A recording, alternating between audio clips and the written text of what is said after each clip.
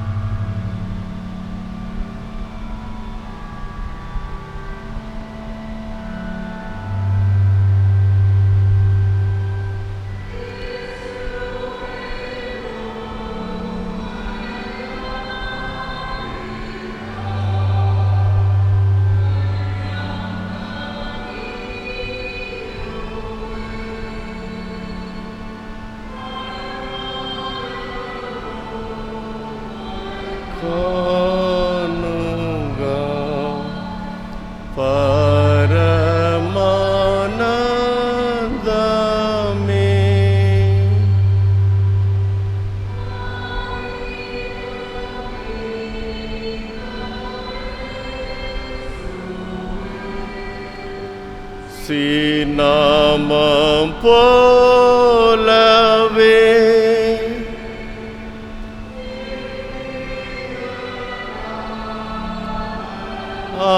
ஆய்ந்திடி உண்டோய் பாரிலே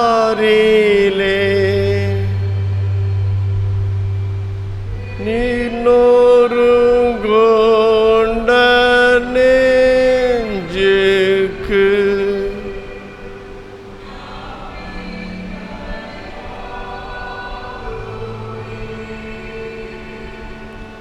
நீர் சாந்தமுள்ள மாந்தர்க்கு சந்தோஷம் ஈகுவி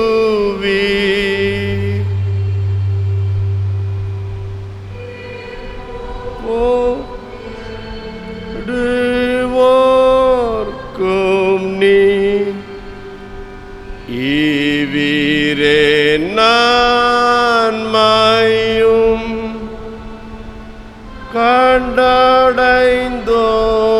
கண்டடைந்தோரின் பாக்கியசி யார் சொல்ல முடியும்?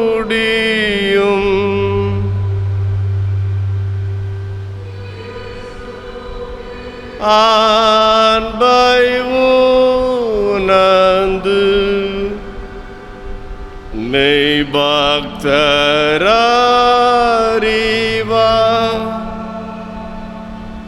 அவன் பின் ஆழம் ஆனந்து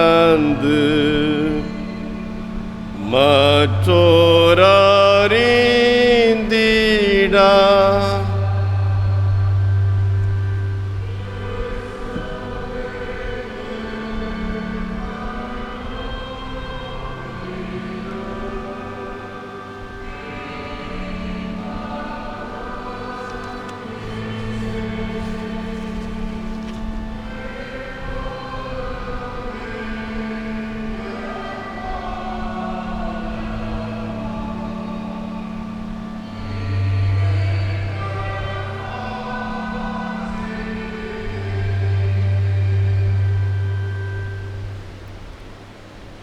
நாம் நின்றவாறே கடவுளை தொழுவோம்.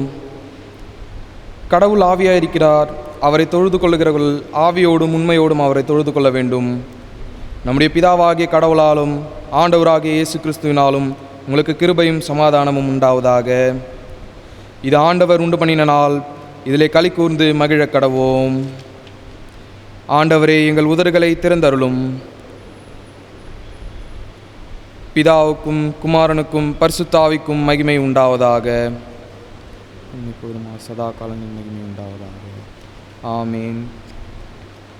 எங்கள் தந்தையாம் கடவுளே, உமது வல்லமையாலும் ஞானத்தாலும் எல்லாவற்றையும் படைத்து உமது குமாரனை எங்கள் இரட்சகராக தரும்படி உலகத்தில் அன்பு கூர்ந்தீரே, உம்மை போற்றுகிறோம்.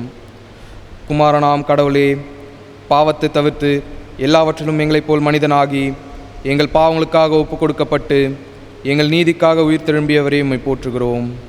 பரிசுத்த ஆவியானவராகிய கடவுளே, எல்லா உண்மைக்குள்ளும் எங்களை வழிநடத்தி கடவுளின் அன்பை எங்கள் நெஞ்சில் பொழிகிறவரே, உம்மை போற்றுகிறோம். பிதா, குமாரன், பரிசுத்த ஆவியாகிய கடவுளே, உமக்கே எக்காலமும் எல்லா புகழும் மகிமையும் உண்டாவதாக. ஆமீன். பாவ அறிக்கை. நமக்கு பாவமில்லை என்போமானால் நம்மை நாமே வஞ்சிக்கருளாவோம். நமக்குள் உண்மை இல்லை.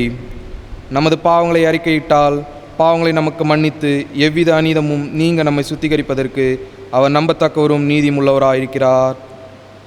நான் எழுந்து என் தகப்பனிடத்திற்கு போய், தகப்பனே, பரத்துக்கு விரோதமாகவும் உமது பார்வையிலும் பாவம் செய்தேன். இனி உம்முடைய மகன் மகள் என்று சொல்லப்படுவதற்கு நான் பாத்திரன் அல்லன். உம்முடைய கூலிக்காரரில் ஒருவனாக என்னை வைத்துக்கொள்ளும் என்பேன். கடவுள் ராஜ்யம் சமீபித்திருக்கிறது. மனம் திரும்பி சுவிசேஷத்தில் நம்பிக்கை வையுங்கள். நாம் முழங்காற்படியிட்டு மௌனமாக நம்மை நாமே சோதனை செய்வோம்.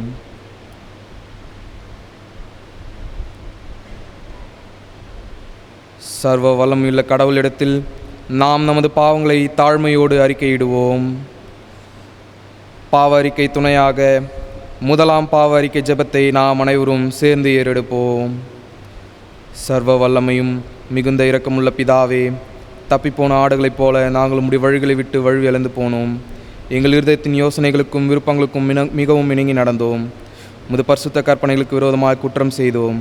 செய்யத்தக்கவர்களை செய்யாமல் செய்யத்தகாதவர்களை செய்து வந்தோம். எங்களுக்கு சுகமே இல்லை. ஆனாலும் ஆண்டவரே, தேவரீர் எங்கள் ஆண்டவராகிய இயேசு கிறிஸ்துவின் மூலமாய் மனிதருக்கு அருளி செய்த வாக்குத்தத்தங்களின்படியே நிர்பாக்கியமுள்ள குற்றலாகிய எங்களுக்கு இறங்கும். தப்பிதங்களை அறிக்கையிடுகிற எங்கள் மேல் பொறுமையாயிரும். பாவத்தம் நிமித்தம் துக்கப்படுகிற எங்களை சீர்படுத்தும். மிகவும் இரக்கமுள்ள பிதாவே, உம்முடைய பரிசுத்த நாமத்துக்கு மகிமை உண்டாகும்படி நாங்கள் இனி தேவ பக்தியும் நீதியும் தெளிந்த புத்தியும் உள்ளவர்களாய் நடந்து வர இயேசு கிறிஸ்து நிமித்தம் எங்களுக்கு கிருபை செய்தருளும். ஆமீன்.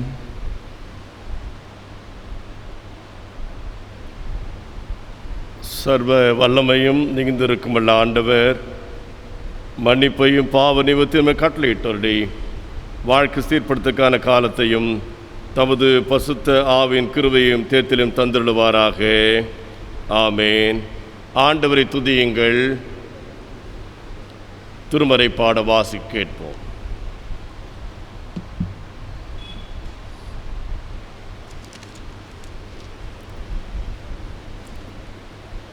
வாசிக்க தெரிந்து கொள்ளப்பட்ட திருமறை பாடம்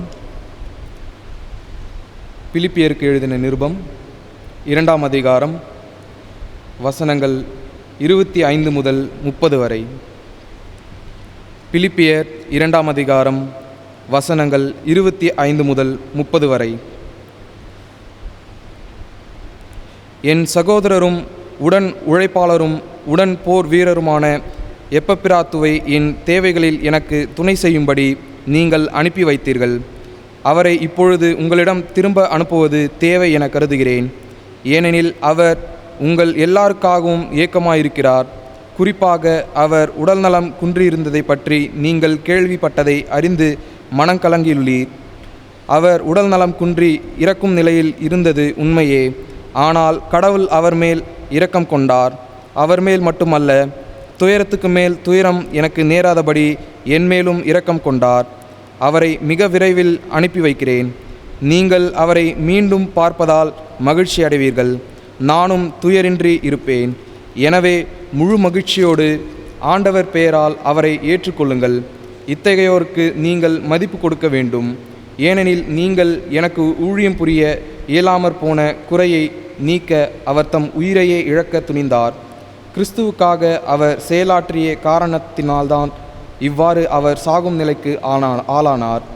ஆமீன். வாசிக்க தெரிந்து கொள்ளப்பட்ட திருமறை பாடம் வாசித்தாயிற்று. கிறிஸ்துவே எமக்கே மகிமை உண்டாவதாக.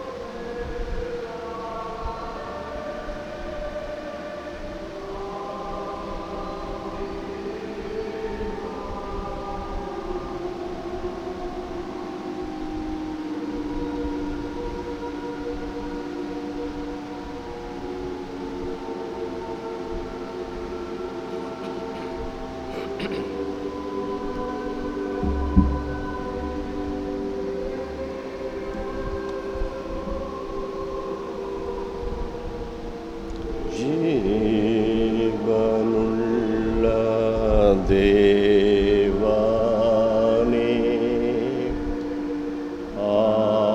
ஆவியே வாரும்.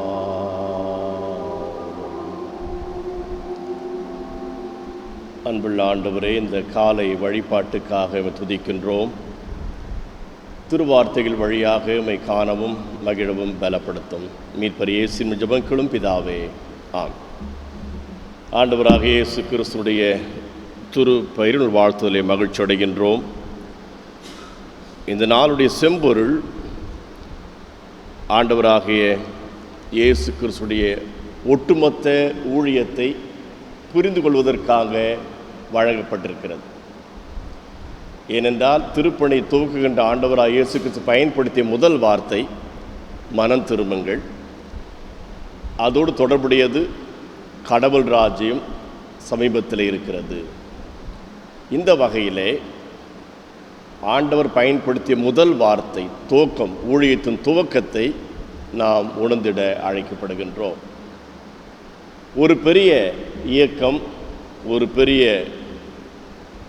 தொழிற்சாலை, ஒரு பெரிய நிறுவனம் ஆனது தன்னை அறிமுகம் செய்கின்ற பொழுது பத்திரிகை விளம்பரங்கள் கொடுக்கிறார்கள். நோக்கம் என்ன? மிஷன் ஸ்டேட்மெண்ட் என்று சொல்கிறார்கள். அந்த தொழிற்சாலை நோக்கம், நிறுவனத்தின் நோக்கம், இயக்கத்தின் நோக்கம், கட்சியின் நோக்கம் என்று வெளியிடுகிறார்கள். ஆண்டவராய் இயேசு கிறிஸ்துவிலிருந்து இது எல்லாவற்றையும் கற்றுக்கொண்டார்கள். மிஷன் என்ற வார்த்தையே புதிய ஏற்பாட்டு வார்த்தை. இப்பொழுது எல்லாரும் தொழிலதிபர்கள், தொழில் நிறுவனங்கள் பயன்படுத்துகின்ற வார்த்தை மிஷன் ஸ்டேட்மெண்ட். அதாவது அந்த குறிப்பிட்ட நிறுவனம் என்ன செய்ய போகிறது மக்களுக்கு, சமுதாயத்திற்கு என்று அவர்கள் விளம்பரம் செய்கின்றார்கள், அறிவிக்கின்றார்கள். ஆண்டவராய் இயேசு கிறிஸ்து தன் பணியை துவக்குகின்ற பொழுது சொன்ன முதல் வார்த்தை, கொடுத்த அழைப்பு மனம் திரும்புங்கள், ஏனென்றால் கடவுள் ராஜ்யம் சமீபத்திலே இருக்கிறது. இந்த நாளிலே கொடுக்கப்பட்ட செம்பொருள் அதுதான். இறை அரசுக்காக போராடுதல் அல்லது நெருக்கடிகளை ஏற்றுக்கொள்ளுதல். Taking risk for the reign of God, taking risks for the kingdom of God. Anglican பிரதம பேராயர் வில்லியம் டெம்பிள் அவர்கள் இந்த கடவுள் ராஜ்யத்தை குறித்து விளக்க முயற்சித்த பொழுது சொன்ன வார்த்தை, முற்றிலும் அன்புக்கு கீழ்ப்படிந்த ஆட்சி உரிமை. இதை நாம் கடவுள் ராஜ்யமாக புரிந்து கொள்ளலாம். இந்த கடவுள் ராஜ்யம் ஒரே நாளில் வருவது அல்ல. காலையில் பால்கார் வந்து பால் கொடுக்குற மாதிரி திடீர்னு காலையில் வந்துடாது. இது ஒரு நீண்ட கால முயற்சி, பரிமாணங்கள் எடுத்து வரக்கூடிய ஒன்று. 1963 முதல் 65 வரை கத்தோலிக்க திருச்சபையிலே மாற்றங்கள் உருவாக அவர்கள் 2 ஆண்டுகள் கூட்டம் நடத்தினார்கள். ஒரு நீண்ட கூட்டம், 2 ஆண்டுகள், பல்வேறு மாற்றங்கள் வர வேண்டும் என்று. அதில் எடுத்த மிக முக்கியமான ஒரு முடிவு, லத்தீன் மொழியிலே மாத்திரம் வழிபாடு என்பது அல்ல, அவரவர்கள் தாய்மொழியிலே திருமறையை வாசித்து வழிபாடு நடத்தலாம்.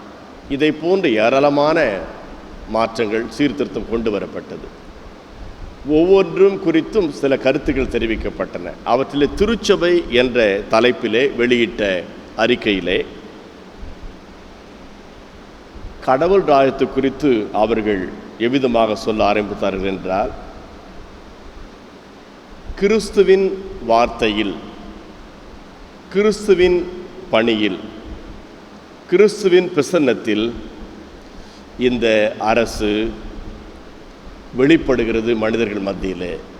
இன் Christ word, in his works and in his presence this kingdom reveals itself to humankind என்று அவர்கள் விளக்கம் கொடுத்தார்கள்.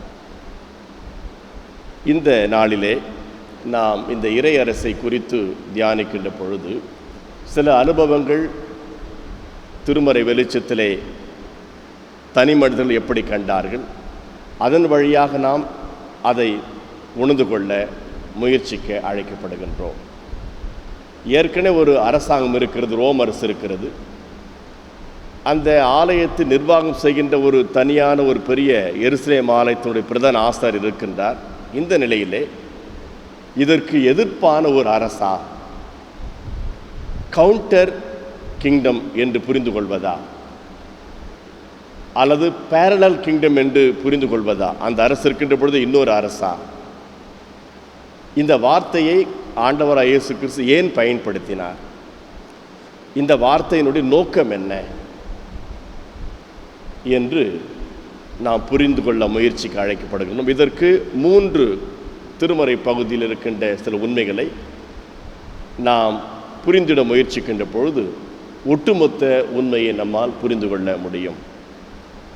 முதலாவதாக, இறை அரசுக்காக உறுதியாக இருத்தல்.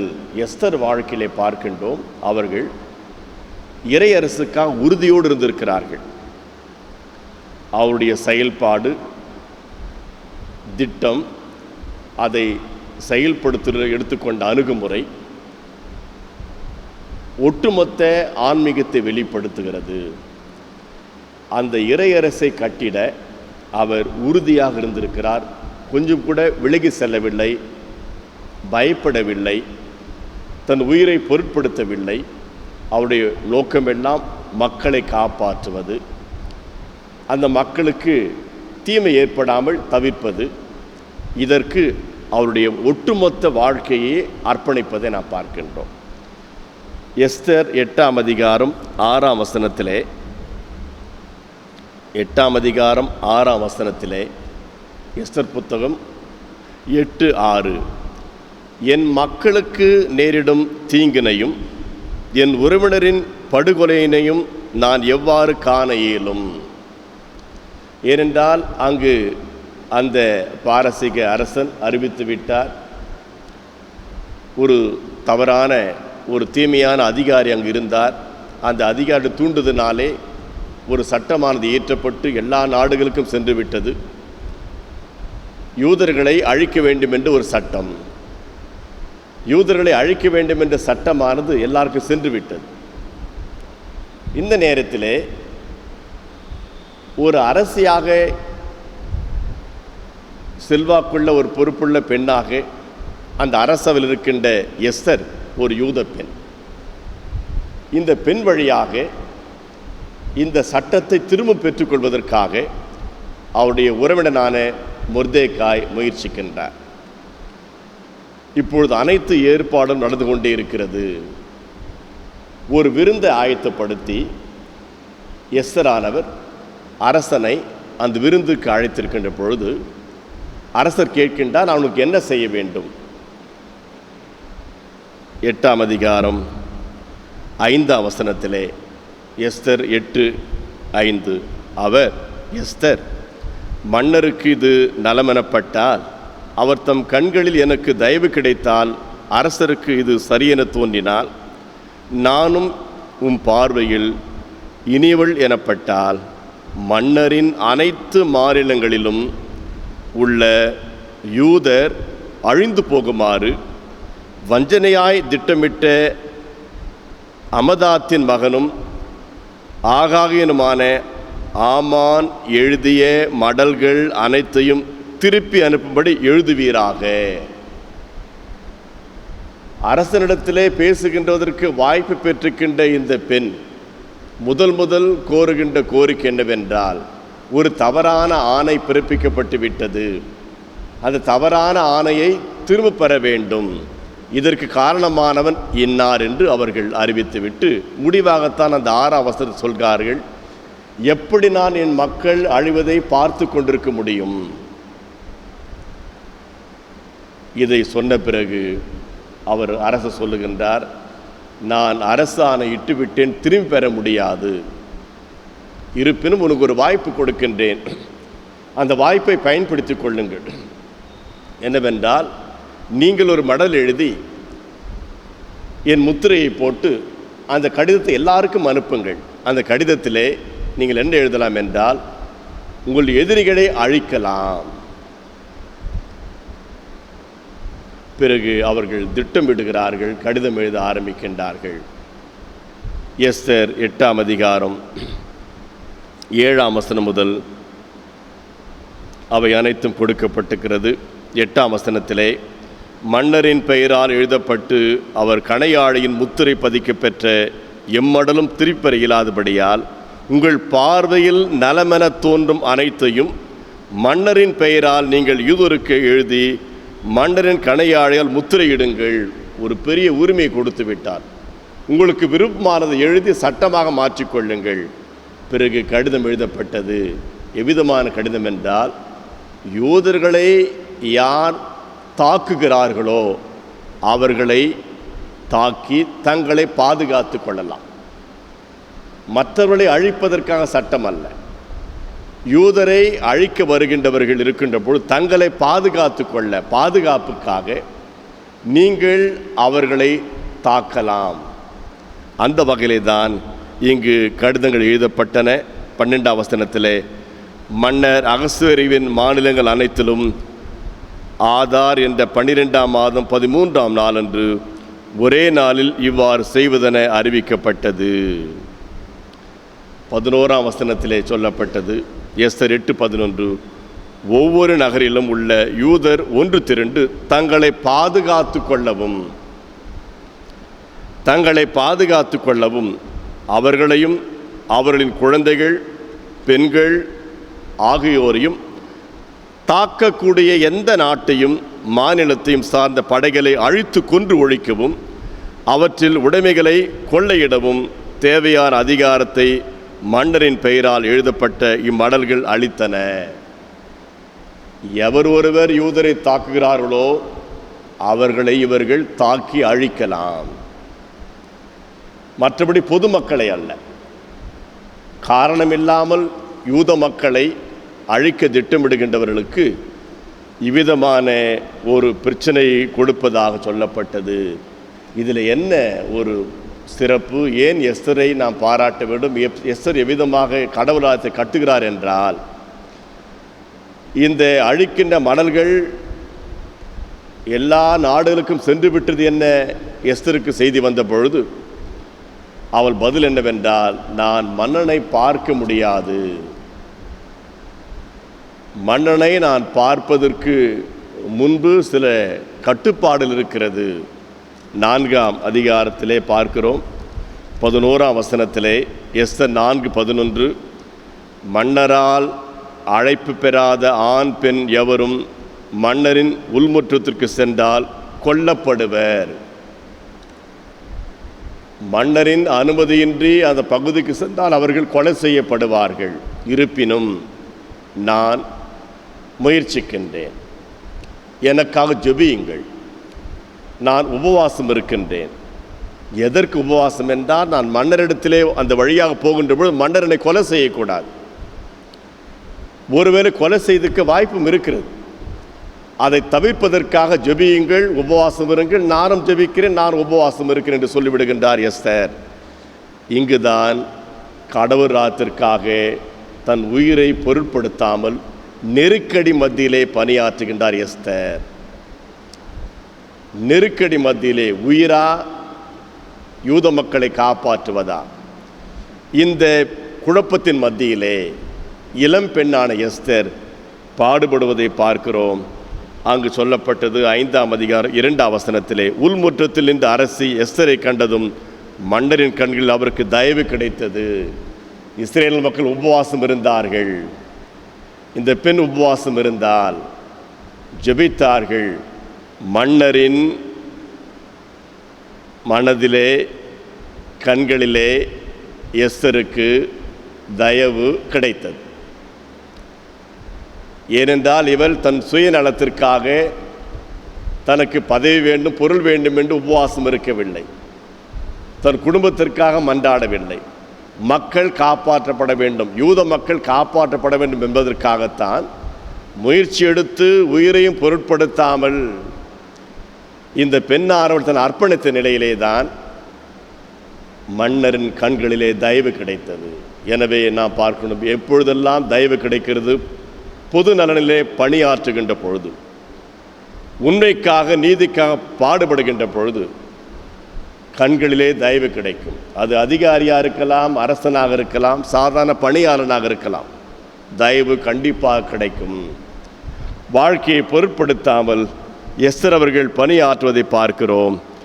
அப்பொழுது சொல்லிவிட்டார், மன்னரே, நான் விருந்து ஏற்பாடு செய்ய போகிறேன், நீ வருவீரா நலமாக இருக்கும். மன்னர் ஏற்றுக்கொள்கின்றார், பேசுகின்றார். மன்னர், உனக்கு எது வேண்டும்? ஆட்சியிலே நான் பாதி கூட நான் தருவேன். 2ஆம் நாள் தொடர்ந்து விருந்தும் செய்யப்படுகிறது. அனைத்தும் அங்கு நிறைவேற்றப்பட்டு விட்டன. யூதர்கள் காப்பாற்றப்பட்டு விட்டார்கள் இந்த பெண்ணுடைய அர்ப்பணிப்பினாலே. ஒவ்வொரு ஆண்டும் இது விழாவாக கொண்டாடப்படுகிறது. எஸ்தர் 9ஆம் அதிகாரம் 21ஆம் வசனத்திலே பார்க்கின்றோம். எனவே யூதர் இந்நாளை பூர் என்று சொல்லி நின்று எழுந்த பூரீம் என்ற பெயரால் அழைக்கலாயினர். பூரீம் என்ற இவ்விழாவிற்கு மொர்தெக்காயின் மடலின் வாசகமும் அவர்கள் கண்டதையும் அனுபவித்ததுமே அடிப்படை ஆயின. ஒவ்வொரு ஆண்டும் இஸ்ரேல் மக்கள் இந்த எஸ்தருடைய அர்ப்பணிப்பை எண்ணி, விடுதலை எண்ணி விழா கொண்டாடுகிறார்கள். பாஸ்கா பண்டிகைக்கு சமமான விழா. யூத மக்கள் அழிக்கப்படவில்லை. சில நேரங்களிலே தவறான கருத்துக்களை பரப்பி சமய கலவரங்களை உருவாக்கி இந்தியா போன நாடுகளிலே மக்களை அழித்து விடுகிறார்கள். கடவுள் காப்பாற்ற வாய்ப்பு இருக்கிறது. அவர் கண்களிலே தயவு கொடுக்கின்ற ஒருவராக காணப்படுகின்றார். அநேக தலைவர்கள் எஸ்தரை போன்று பணியாற்ற ஆயத்தமாக இருக்கின்றார்கள். மக்கள் காப்பாற்றப்படுவார்கள். 2ஆவதாக, இறை அரசுக்காக உயிரையே இழக்கின்ற ஒரு துணிவு. அது பவுலுடைய உடன் பணியாளனாகிய எப்பெப்ராத்தீத்துனுடைய வாழ்க்கையிலே நடந்ததாக பவுலடியார் எழுதுகின்றார். பிலிப்பியர் 2ஆம் அதிகாரம் 30ஆம் வசனத்தில், பிலிப்பியர் 2:30, ஏனெனில் நீங்கள் எனக்கு ஊழியம் புரிய இயலாமற் போன குறையை நீக்க அவர் தம் உயிரையே இழக்க துணிந்தார். தன் உயிரையும் இழக்க துணிந்தாராம். யார்? பிலிப்பியர் 2:25. எப்பெப்ராத்தீத்து அவரை பற்றி அங்கு அறிமுகம் செய்கின்றார் அந்த பிலிப்பு மக்களுக்கு. அவர் பிலிப்பு நகரத்தை சேர்ந்த ஒருவர். பிலிப்பு நகரம் யூதர்கள் குறைந்த நகரம். ஆனால் யூத நாட்டிலும் மற்ற நாட்டிலும் பணியாற்றிய இராணுவ அதிகாரிகள் ஓய்வுக்கு பிறகு தங்கியிருக்கின்ற ஒரு அழகான ஒரு நகரம். ஆர்மி வெட்டரன்ஸ் என்று சொல்வார்கள், முதிய இராணுவ அதிகாரிகள். அவர்கள் தங்கும் இடம் இந்த பிலிப்பு நகரம். இவர் எப்படிப்பட்டவராம்? என் சகோதரர், உடன் உழைப்பாளர், உடன் போர் வீரர். 3 வார்த்தைகள், மிக ஆழமான வார்த்தைகள். என் சகோதரர், உடன் பணியாளன், ஒரு போர் வீரர். கடவுள் ராஜ்யத்தை கட்டியெழுப்பதற்காக தயங்காமல் ஒரு போர் வீரனை போன்றே பணியாற்றுகின்றவன். இந்த போர் வீரன் என்ற வார்த்தையை கேள்விப்பட்டுடனே பிலிப்பு நகர்த்திருக்கின்ற சபை மக்களிலே பாதிக்கு மேல் இருக்கின்ற வெட்டரன்ஸ், ஆர்மி அதிகாரிகள் அதை ஆழமாக புரிந்து கொள்வார்கள். இந்த மடல் பிலிப்பு சபையிலே வாசிக்கப்பட்ட உடனே, பிலிப்பு 2ஆம் அதிகாரம் 25ஆம் வசனத்தை வாசித்த உடனே இந்த எப்பப்பிரா தீத்துவை குறித்து ஒரு பெரிய எண்ணம் அந்த அதிகாரி மத்தியிலே உருவாகும். பெரிய மதிப்பு கொடுப்பார்கள். எனவே அந்த இடத்துக்கு ஏற்றபடி பவுல் கடிதம் எழுதுகின்றார். என் உடன் சகோதரன், என் உடன் பணியால் ஒரு போர் வீரன். இந்த ரோம அரசிலே இராணுவத்தில் இருப்பதை போன்று நீங்கள் இது புரிந்து கொள்ள வேண்டும். கடவுள் ராஜ்யத்தை கட்டுகின்ற போர் வீரன். இப்படி இருக்கின்ற இவர் என்ன செய்தாராம்? அவர் நோய்வாய்ப்பட்டு விட்டார். அவருக்கு இருக்கின்ற பல்வேறு பணி நிமித்தமாக. ஏன் அவருக்கு வியாதி வந்ததாம்? பவுல் நோய்வாய்ப்பட்டு விட்டார். எனவே பவுலை கவனித்துக் கொள்கின்ற பொழுது இவரும் நோய்வாய்ப்பட்டு விட்டார். இருவரும் கடவுளாத்திற்காக உடன் பணியாளர்கள், கடவுள் ராஜ்யத்தை கட்டுவதற்காக இருக்கின்ற பணியாட்கள், அதற்காக வாழ்க்கை அர்ப்பணிக்கின்றவர்கள். பவுலை கவனித்து வந்த இந்த தீத்து பலவீனம் அடைந்து விட்டார். உயிருக்கே ஆபத்து வந்து விட்டதாம். 27ஆம் வசனம். அவர் உடல் நலம் குன்றிருந்ததை பற்றி நீங்கள் கேள்விப்பட்டதை அறிந்து மனம் கலங்கி உள்ளார். இந்த தீத்து அவர்கள் உடல்நலம் குன்றியதை பிலிப்பு நகர மக்கள் கேள்விப்பட்டார்களாம். ஐயோ, நான் நலமில்லாமல் இருக்கின்றேன், இந்த செய்தி எங்களுடைய பிலிப்பு நகரத்துக்கும் சென்று விட்டது என்று சொல்லி அதற்காக வருத்தப்பட்டாராம். அவர் உடல்நலம் குன்றி இறக்கும் நிலையில் இருந்தது உண்மையே.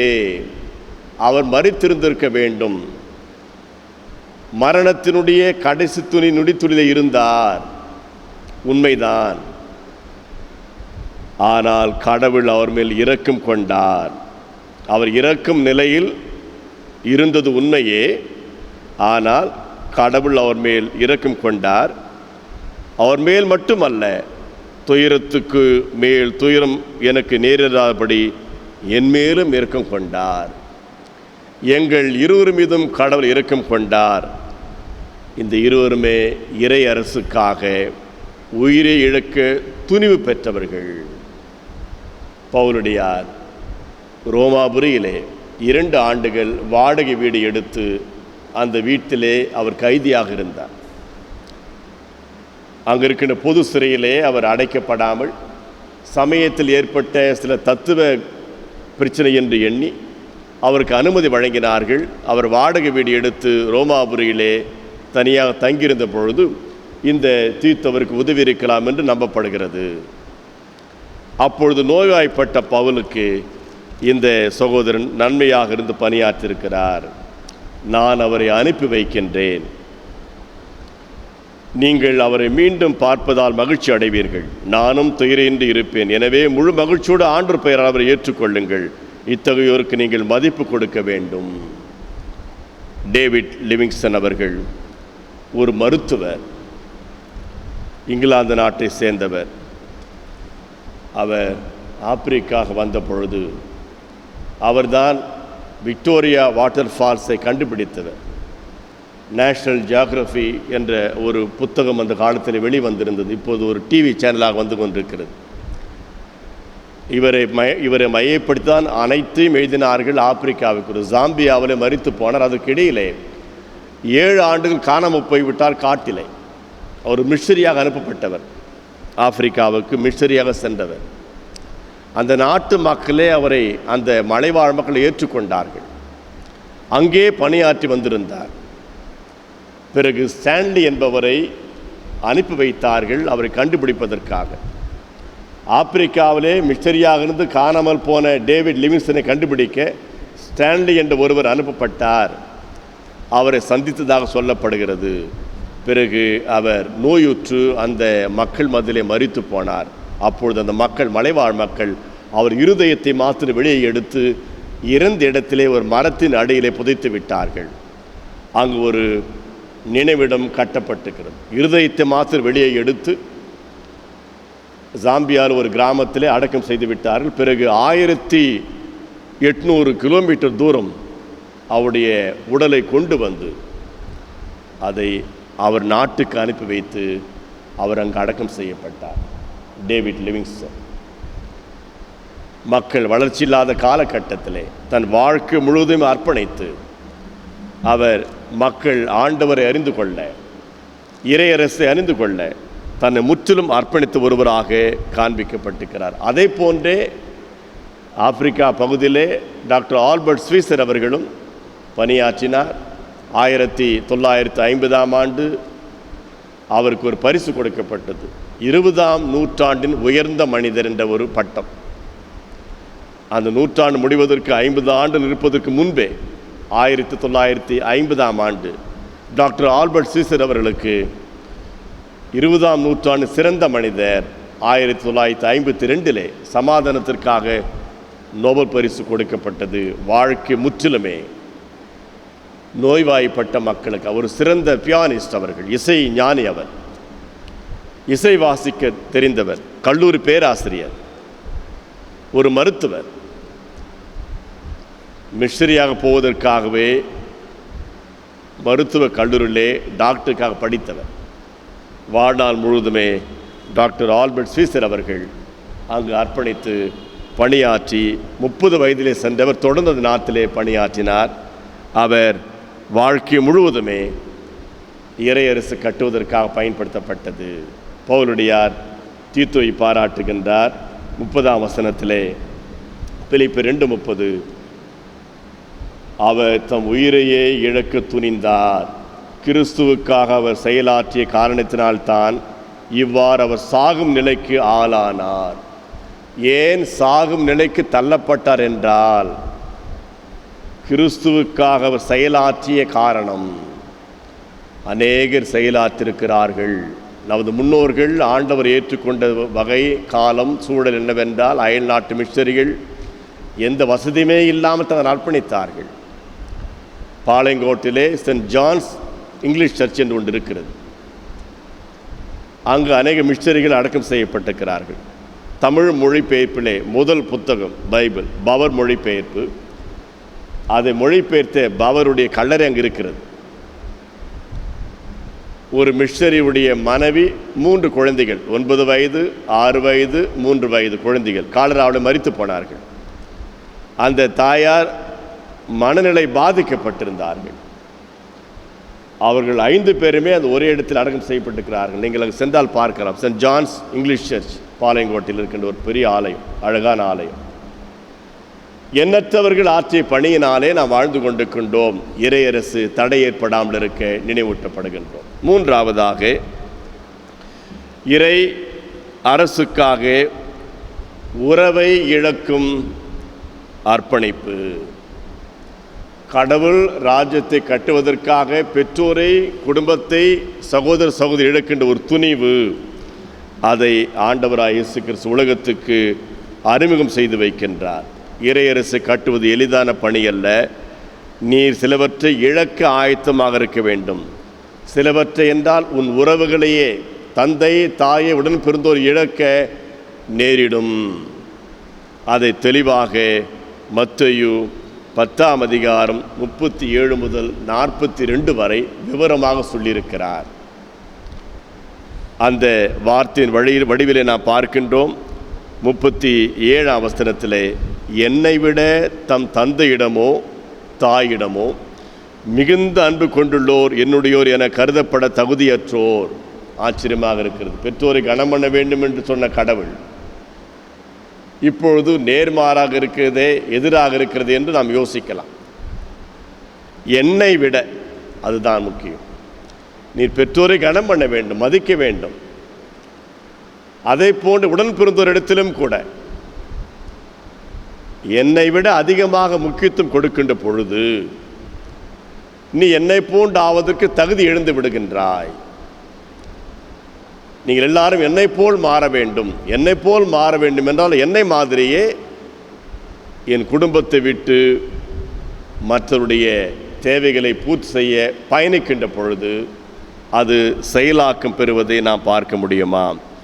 எனவே தான் சிலுவிலே அறையப்பட்டு உயிர் விடுகின்ற பொழுது அந்த 100க்கு அதிபதி சொல்லுகின்றார், உண்மையாகவே இவர் இறை மகன், 100க்கு அதிபதி ரோம அதிகாரி. ஆண்டவர் உயிர் சென்று விட்டதா இல்லையா என்று பார்த்து அரசாங்கத்துக்கு சர்டிஃபிகேட் கொடுக்கின்றவர்.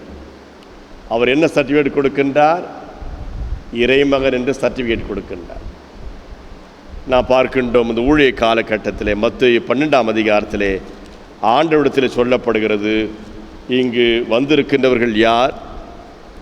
உன்னுடைய குடும்பத்தார் வந்திருக்கிறாங்க. மத்தேயு 12ஆம் அதிகாரம் 47ஆம் வசனத்தில், அதோ உம் தாயும் சகோதரர்களும் உம்மோடு பேச வேண்டும் என்று வெளியே நின்று கொண்டிருக்கிறார்கள் என்று அவருக்கு அறிவிக்கப்பட்டது. அவர் இதை தம்மிடம் கூறியவரை பார்த்து, என் தாய் யார்,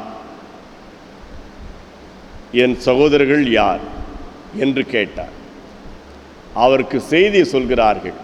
திருப்பணியாற்றி வந்து கொண்டிருக்கின்ற ஆண்டவராக இயேசுவினிடத்திலே உன் தாயாரும் சகோதரர் வந்திருக்கிறார்கள். அவரை இவர் கேள்வி கேட்கிறார், யார் தாய், யார் சகோதரர்? பிறகு அவரே பதில் சொல்கின்றார், என் தாயும் சகோதரர்களும் இவர்களே. அங்கு தன்னுடைய செய்தியை கேட்டுக்கொண்டிருக்கின்ற பொதுமக்கள், அங்கு இருக்கின்ற சீடர்கள், விண்ணகத்தில் உள்ள என் தந்தையின் திருவுளத்தை நிறைவேற்றுபவரே, என் கடவுளின் எண்ணத்தை நிறைவேற்றுகின்றவரே, என் சகோதரரும் சகோதரியும் தாயும் ஆவார். எனவே ஆண்டவராக இயேசு கிறிஸ்து ஒரு ஆழமான விளக்கத்தை கொடுத்திருக்கிறார். யார் என் சகோதரர், என் சகோதரி, என் தாய் என்றால் விண்ணகத்தில் உள்ள என் தந்தையின் திருவுளம். தந்தையின் திருவுளம் என்ன? எல்லாரும் மனம் மாறி அன்பாக வாழுகின்ற பொழுது கடவுள் ராஜ்யத்தை பெற முடியும். இந்த கடவுள் ராஜ்யத்தை கட்டுவது எளிதானது அல்ல. அங்கு தீமைகள் இருக்கிறது, எதிர்ப்புகள் இருக்கிறது. ஏனென்றால் சுயநலவாதிகள் அந்த நேரத்தை பயன்படுத்தி எல்லாவற்றையும் கலைத்து விடுவார்கள், அழிக்க திட்டமிடுவார்கள். இறையரசு கட்டப்படுவதை நிறுத்துவதற்கு அனைத்து முயற்சியும் எடுப்பார்கள். அதற்கு பொய் பேசுவார்கள், அதற்கு தகாத செயலை ஈடுபடுவார்கள். இது எல்லாவற்றையும் எதிர்த்து செய்ய வேண்டும் என்றால் மன உறுதி தேவை. எஸ்தரை போன்ற மன உறுதி, தைரியம், பவுல் தீத்தை போன்ற ஒரு ஒப்படைப்பு. ஆண்டவர் 33 வயதிலே மரிக்கின்றார். நாம் எத்தனை பேர் 33 வயதை நாம் கடந்து விட்டோம்? 33 வயதிலே மரித்த ஆண்டவர் எதற்காக மரித்திருக்கின்றார் என்றார், கடவுள் ராஜ்யத்தை கட்டுவதற்காக அழைப்பு கொடுத்து அதையே தன் குறியாக இருந்து உறவுகளை எழுந்து பணியாற்றிய பொழுது அவர் எதிர்த்து அழித்து விட்டார்கள். இன்றும் அந்த நிலையானது தொடர்ந்து கொண்டிருக்கிறது. அரசியல் தலைவர்கள், ஆட்சி செய்கின்றவர்கள் இது செய்து கொண்டிருக்கிறார்கள். பல்வேறு வடிவங்களிலே பல்வேறு பெயர்கள் வைக்கப்பட்டிருக்கிறது மக்களை அழிப்பதற்காக.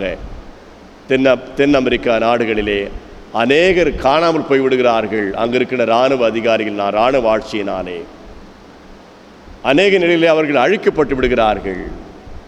இதை கேள்வி கேட்கின்ற பாதிரியாரும் கொல்லப்பட்டார்கள். நான் பலமுறை சொல்லியிருக்கிறேன். பிஷப் ஆஸ்கர் ரொமரோ அவர்கள், ஆர்ச் பிஷப் அவர்கள், என் மக்கள் காணாமல் போகிறார்கள், வாலிபர்கள் இல்லை, வாலிப பெண்கள் விதைகளாக்கப்பட்டிருக்கிறார்கள், என்னுடைய சபை மக்களுக்கு சரியான கூலி கொடுக்கப்படவில்லை. அவர் 80 வயதிலே செய்தியை சொன்ன பிறகு அந்த ஆலயத்திலே சுட்டு கொல்லப்பட்டு விட்டார். டேம் ஹெல்டர் கேமரா என்ற ஒரு பேராயர், அவர் தென் அமெரிக்காவில் வாழ்ந்தார். நான் ஏழைகளுக்கு உணவு கொடுக்கின்ற பொழுது, உடைகள் கொடுக்கின்ற பொழுது என்னை பசுத்தவான் என்று அழைக்கிறார்கள். ஆனால் நான் ஒரு கேள்வி எழுப்பினால், ஏன் ஏழை ஏழையாக இருக்கின்றான்? ஏன் அவனுக்கு உணவு இல்லை? ஏன் அவனுக்கு உடை இல்லை? ஏன் அவனுக்கு உறைவிடமில்லை என்று நான் கேள்வி எழுப்பினால் என்னை கம்யூனிஸ்ட் என்று சொல்கிறார்கள். மேற்கத்திய நாடுகளிலே ஒரு தவறான கல்வி கம்யூனிசத்தை குறித்து, அவர்கள் ஏதோ கடவுளுக்கு விரோதிகளை போன்றோ மக்கள் அழிப்போரை போன்றோ தவறாக படம் பிடித்து காண்பிக்கப்பட்டு விட்டார்கள். ஏறக்குறைய 80 ஆண்டுகளுக்கு முன்பாகவே ஆண்டவராக இயேசு கிறிஸ்து எல்லாருக்கும் உணவு உடையும் உறைவிடம் பெற்றுக்கொண்டதான். அவர் பாடுபட்டார், சிலுவிலே அறையப்பட்டார், உயிர் நீத்தார். இறையரசை கட்டுவதற்காக நெருக்கடிகளை ஏற்றிட நினைவூட்டப்படுகின்றோம். ஜெபிப்போம். அன்பு நிறைவாமது அன்புக்காக மகிழ்ச்சியோட போற்றுகின்றோம். சத்தியத்திலே மகிழ்ந்து உனக்கு அரசை கட்ட கிருபையாகிறோம். மீட்பர் இயேசுவின் ஜெபங்களும் பிதாவே, ஆமென்.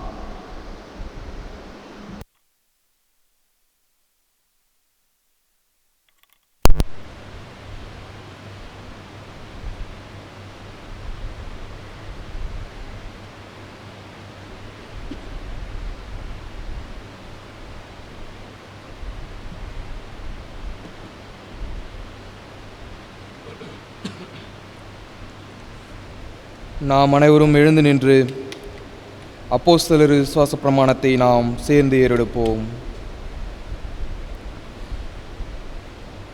வானத்தையும் பூமியும் படைத்த சர்வ வல்லமையுள்ள பிதாவாகிய தேவனை விசுவாசிக்கிறேன். அவருடைய ஒரே குமாரனாகிய நம்முடைய நாதர் இயேசு கிறிஸ்துவை விசுவாசிக்கிறேன்.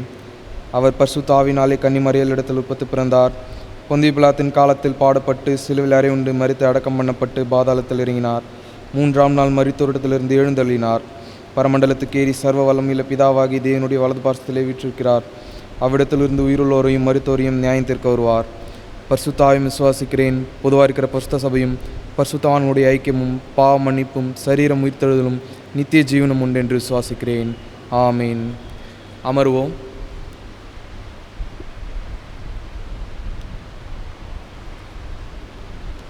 ஆண்டவராக இயேசு கிறிஸ்துனுடைய திருப்பெயரில் வாழ்த்துகின்றோம். வரும் 29ஆம் தேதி முதல் வருகையினுடைய ஞாயிறு வழிபாடு நமது ஆலயத்தில் நடைபெறும். இந்த ஆண்டு வழக்கமாக இருப்பதை போன்ற கிறிஸ்துமஸ் நிகழ்ச்சிகள் எதுவுமே நடைபெறாது. கேரல் டவுன்ஸ் ஆனது நடைபெறாது. வழிபாடுகளும் இரவு நேரத்திலே அதிகாலையிலே நடைபெறாது. அனைத்து வழிபாடுகளும் பண்டிகை நாட்களே காலை 6:30 மணிக்கு நடைபெறும்.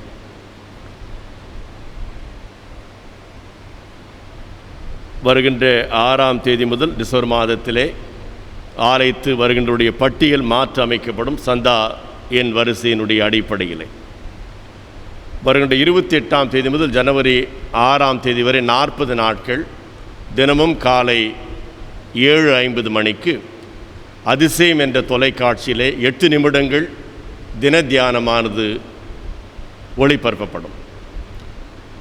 40 நாட்கள் வருகை நாட்களை மையப்படுத்தி ஒவ்வொரு நாளும் காலை 7:50 மணிக்கு 8 நிமிடங்கள் கிறிஸ்து பிறப்பினுடைய நிகழ்வுகளை மையப்படுத்தி அந்த தியானமானது ஒளிபரப்பப்படும். தினம் காலையிலே நாம் அதை பார்க்கலாம்.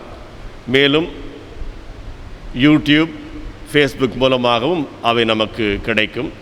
அதில் பங்கேற்க நாம் யாவரும் நினைப்பூட்டப்படுகின்றோம்.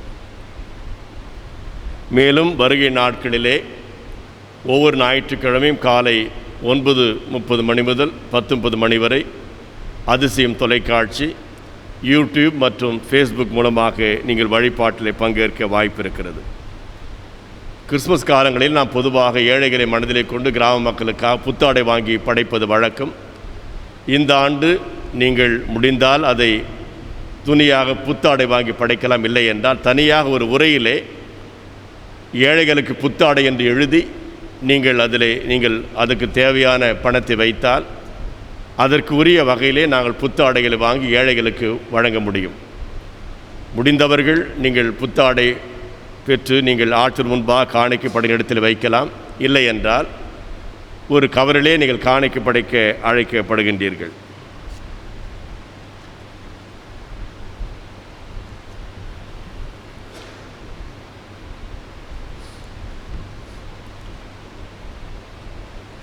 திருமண அறிக்கை வந்திருக்கீங்களா?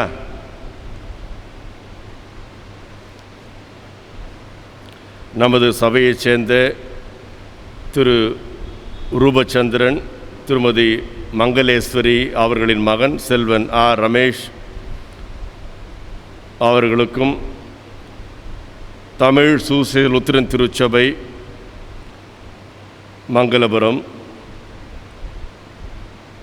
சபையைச் சேர்ந்த எஸ் இமானுவேல் ராஜாமணி, திருமதி வசந்தி அவருடைய மகள் செல்வி செஃபினா அவர்களும் திருமணத்தில் உண்டாக இணைக்கப்பட போன சபையாருக்கு அறிவிக்கிறேன். இவர்கள் இந்த பரிசுத்த திருமணத்தை இணைக்கூடாதபடி நியாயமான தடையோ காரணம் உண்டு அறிந்திருந்தால் அதை சபை போதற்கு எழுத்து மூலம் அறிவித்தல் வேண்டும். இது இவர்களுக்கு முதலாம் அறிக்கை. ஜெபிப்போம். அன்புள்ள ஆண்டவரே, திருமணத்திற்கு ஆயத்தப்படுகின்ற குடும்பத்தின் பிள்ளைகளை கரத்திலே கூட பாதுகாத்து பலப்படுத்தி ஆசீர்வதியும். உமது அன்பான தொடர் கெஞ்சுகின்றோம். இயேசுவின் ஜெபங்களும் பிதாவே, ஆம். தொடர்ந்து நாம் ஜெபம் செய்வோம். ஆண்டவர் உங்களோடு இருப்பாராக. ஆண்டவரே எங்களுக்கு இரங்கும். ஆண்டவரே எங்களுக்கு இரங்கும். பரமண்டலங்கள் பிதாவே, இந்த நாமம் பசுப்படுவதாக, இந்த ராஜ்யம் வருவதாக, சித்தம் பரமண்டலத்திலே செய்யப்படுவது போல பூமியிலேயும் செய்யப்படுவதாக. அந்த அப்பத்தை எங்களுக்கு தாரும். எங்களுக்கு விரோதமாய் குற்றம் மன்னிக்கிறது போல குற்றங்களுக்கு மன்னியும். இந்த சோனைகள் பிரேசிக்க நாம் ரட்சித்துக் கொள்ளும். ராஜ்யமும் வல்லமையும் மகிமையும் என்றைக்கும் இடைகளே. ஆமேன். அன்புள்ள ஆண்டவரே, இந்த காலை வழிபாட்டிலே பங்கேற்ற வாய்ப்பிற்காக போற்றுகின்றோம். இந்த வழிபாட்டிலே நாமத்தை மகிமைப்படுத்தின நேரத்திற்காகவும் திருவசனத்தை தியானத்தை நேரத்திற்காக துதிக்கின்றோம். இல்லங்களுக்கு போகிலே எங்களை பாதுகாத்து பலப்படுத்தி வழிநடத்தும். ஆண்டவர் எங்கள் வாழ்க்கையிலே இன்னும் ஒரு வருகை நாட்களாக எங்களை ஆயத்தப்படுத்துகின்ற பொழுது வருகை நாட்கள் எங்களுக்கு நிறைவை கொடுக்கவும் பலப்படவும் கொரோனா வியாதி காலகட்டத்தினால் விடுவிக்கப்படவும் கிருபையார் கெஞ்சுகின்றோம். கொரோனா வியாதினாலே பாதிக்கப்பட்டுக்கின்ற சபை மக்களை கரத்திலே கொடுக்கின்றோம். சிகிச்சை பெற்று இல்லம் திரும்புகின்ற போரை கரத்திலே கொடுக்கிறோம். பாதுகாத்து கொள்ளும். உலகமெங்கும் பாதிக்கப்பட்டுக்கின்ற மக்களுக்காக ஜெபிக்கின்றோம். அவர்களுக்காக மருத்துவ சிகிச்சை அளிக்கின்ற மருத்துவர்கள், மருத்துவ பணியாளர்களுக்காக ஜெபிக்கிறோம். பாதுகாத்து பலப்படுத்தும். நோய் பரவாமல் இருக்க பணியாற்றுகின்ற துப்புரவு பணியாளர்கள், அரசு அதிகாரிகள், காவல்துறையினர் அனைவருக்காக ஜெபிக்கணும். பாதுகாத்து கொள்ளும். பல்வேறு பணியாற்றுகின்ற தொண்டு நிறுவனங்கள் அனைவருக்காக ஜெபிக்கணும். வழிநடத்தியருளும். தொடர்ந்து ஆண்டவரே, இந்தியாவில் இருக்கின்ற ஏழை விவசாயிகள், வறுமை கோட்டின் கீழ் வசிக்கின்றவர்கள், உணவின்றி தவிப்போரை எல்லாம் கரத்திலே கொடுக்கணும். வழிநடத்தியருளும். உலக அமைதிக்காக பாடுபடும் அனைவருக்காக ஜெபிக்கணும். பாதுகாத்து பலப்படுத்தும். உமது அன்பு எல்லாரும் ஆட்கொள்ள கெஞ்சி மண்டாடுகின்றோம். தொடர்ந்து ஆண்டவரே, எங்கள் பேராயும் பேராயர், நற்செய்தி பணியாளர்கள், வேதாக பெண்கள், ஆயர்கள் அனைவருக்காக ஜெபிக்கிறோம். பாதுகாத்து கொள்ளும். உமது கிருபை எல்லாரும் ஆட்கொள்ள கெஞ்சி மண்டாடுகின்றோம். இன்று பிறந்த நாட்களை காண்போர், இந்த வாரத்திலே பிறந்த நாட்களை காண்போர், திருமண நாட்களை காண்போர் எல்லாரும் கருத்தை பாதுகாத்து கொள்ளும். உமது அன்பு எல்லாரும் ஆட்கொள்ள கெஞ்சி மண்டாடுகிறோம். மீட்பர் இயேசுவின் ஜெபங்களும் பிதாவே, ஆமேன். நமது ஆண்டவராக இயேசு கிறிஸ்துவின் கிருபையும் கடவுளுடைய அன்பும் பரிசுத்தாவின் ஐக்கியமும் உங்கள் அனைவரோடும் இருப்பதாக.